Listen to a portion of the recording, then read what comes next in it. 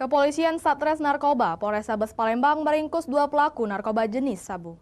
Mirisnya pelaku tersebut merupakan ibu dan anak.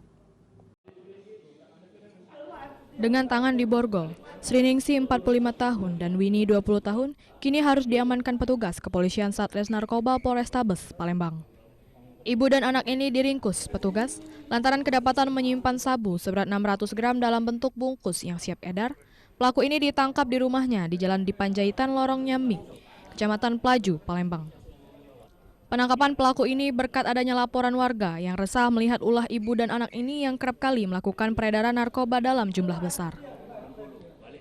Menurut Kapolres Tabes Palembang mengatakan dirinya sangat menyayangkan pelaku ini merupakan satu keluarga ibu dan anak yang memiliki sifat pemufakatan jahat dalam penyalahgunaan narkoba.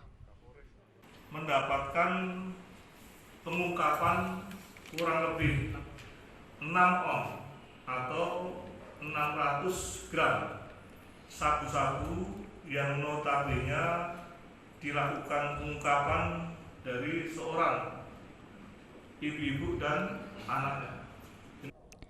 Dari Palembang, Muhammad David, iNews melaporkan.